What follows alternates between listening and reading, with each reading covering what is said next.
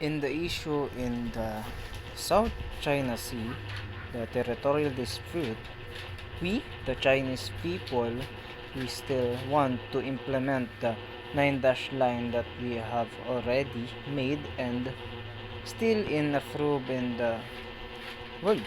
Uh, the richness of the nature of South China Sea will help us have a financial growth and economical growth.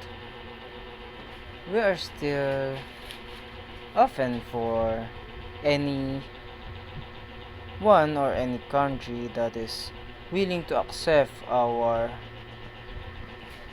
decision or condition that they still have some part of the South China Sea, but we still have the large part of the South China Sea because we have an old map that says that we have the South China Sea and we have the 9-dash line that is I already said. And as the name suggests, it is for China. It's for our Chinese people. So we still often, but we still have talking to do for the negotiation for the countries or territory that you want to take in the South China Sea. Filipino historian Nasser Sharif revealed the existing historical evidence illustrating the Philippines' jurisdiction over the West Philippine Sea. This was affirmed by 16 sultans, who, on behalf of the Iranon, declared ownership over the Spratly Islands and Scarborough Shoal. The Iranon, an ethnic group closely related to the Maranao and Maguindanao, ay ipinakita ang isang mapa na nanggaling sa Museo Naval de Madrid since 1847. At meron ding mga Pilipino na may dugong marinero at biyasa sa paglalayag at sa mga isla sa Southeast Asia. Sharif explained that the Moro Iranon Portolan map was found in a bamboo tube along the waters of the Sulu archipelago and taken from a captured Moro pirate ship, hence its name. No one but the Philippines has a legitimate right or legal basis to operate anywhere in the West Philippine Sea. The illegal presence in our water and dangerous actions against our citizens is an outright and blatant violation of international law and the rules-based international orders by Marcos.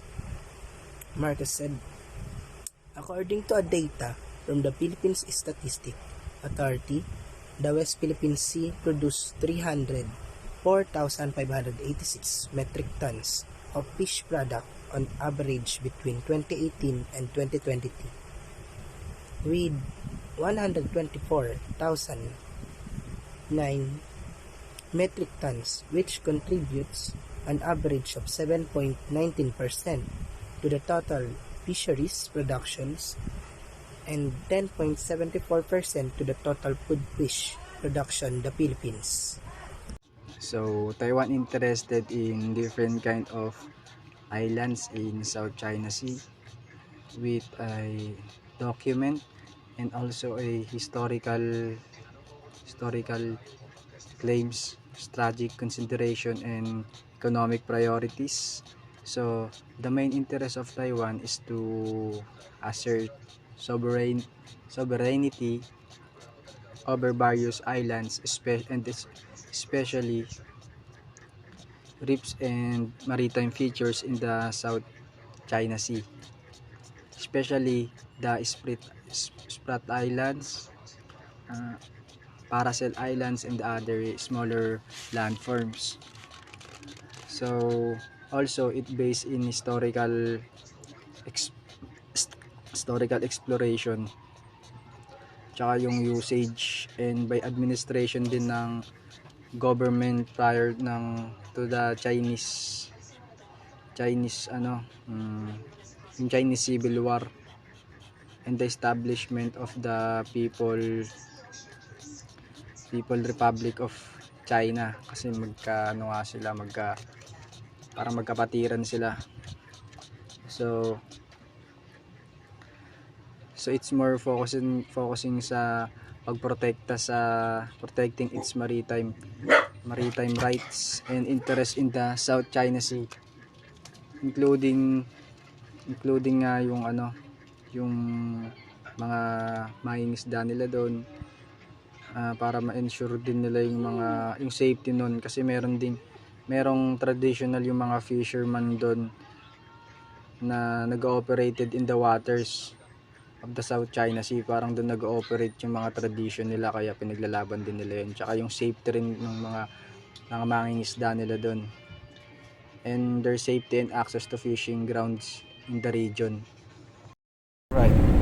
As a representative of China, we have decided that you can have some part of the South China Sea and we can take some part of the China Sea to have a fair share of the South China Sea.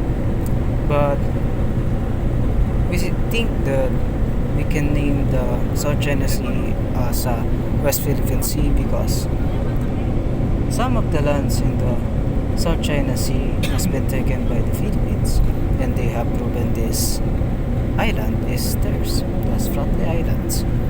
So we're just gonna name this West Philippine Sea.